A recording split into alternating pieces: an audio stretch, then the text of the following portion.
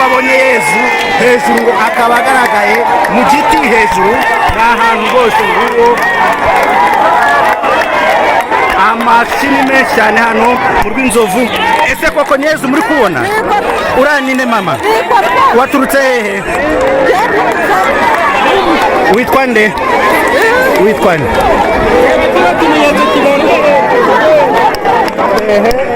Kibereye hehe?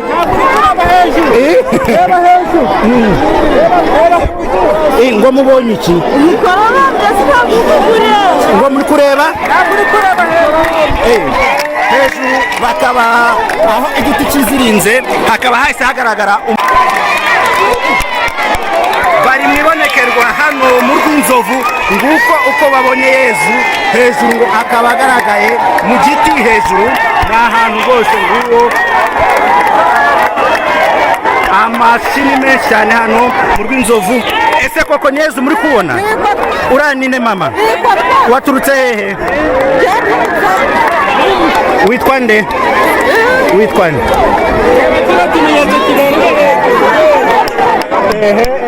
Kibereye hehe?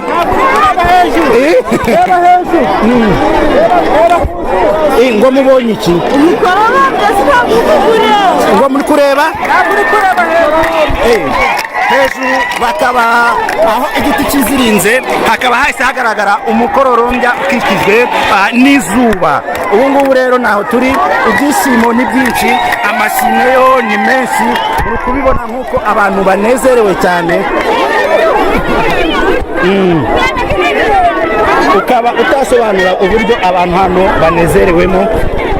Bamwe bakaba bagiye baturuka mu mihanda ya za Ngororero, abandi mu duce tugiye dutandukanye bavuga yuko bagize ibonekerwa rya Yezu.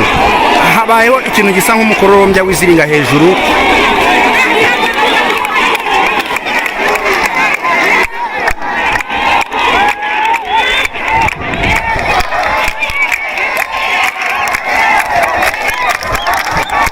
Abakristo Katolika hano ni benshi cyane nk'uko muri kubibona, bagiye baturuka imihanda igiye itandukanye aho bavuga yuko bagize ibonekerwa. Ibi bikaba byaherukaga mu 1981 aribwo Bikira Mariya yabonekeye abanyeshuri batatu i Kibeho.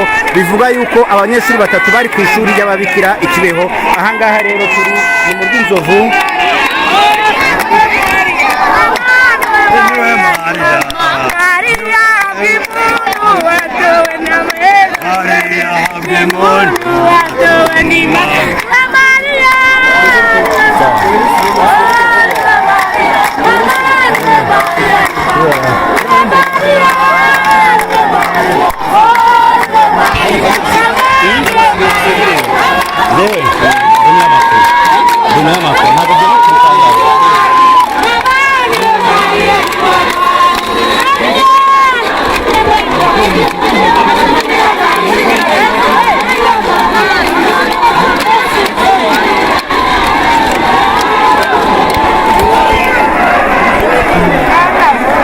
Hari n'abavuye hano duhuye, hari nabo baduhaye amakuru.